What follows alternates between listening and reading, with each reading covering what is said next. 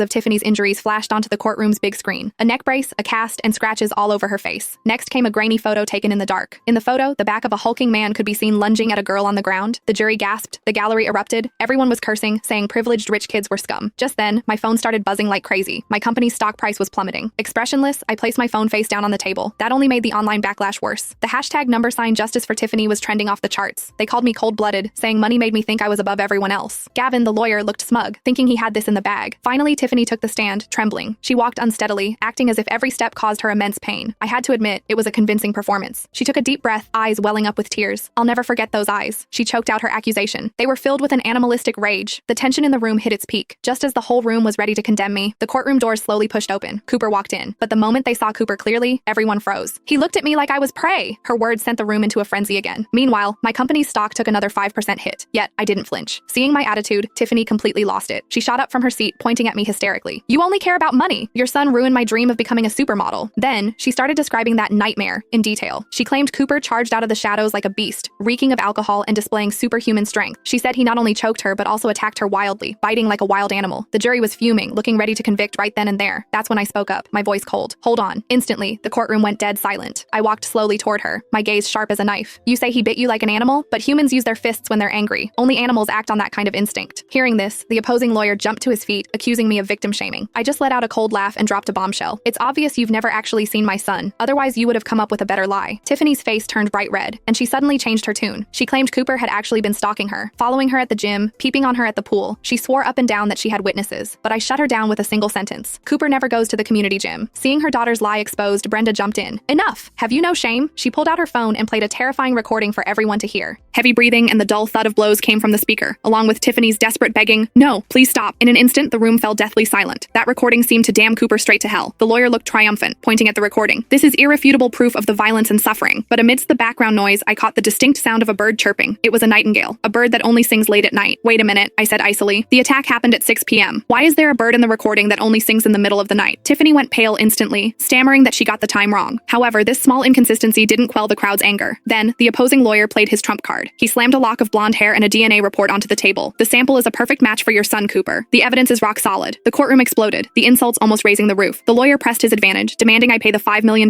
immediately. At that moment, I actually laughed. That laugh drove Brenda over the edge. She held up her phone, live streaming frantically, screaming at the screen, "Look at this cold-blooded monster. The proof is right there," and she's laughing. The comment section blew up, flooded with calls to boycott my company. Then, Tiffany let out a wail and fainted right there. The court descended into chaos, camera flashes going off like crazy. Just when everyone thought I was finished, I slowly stood up. I locked eyes with the lawyer and asked, stressing every word, "Are you certain that DNA belongs 100% to the attacker?" "Absolutely," the lawyer replied arrogantly.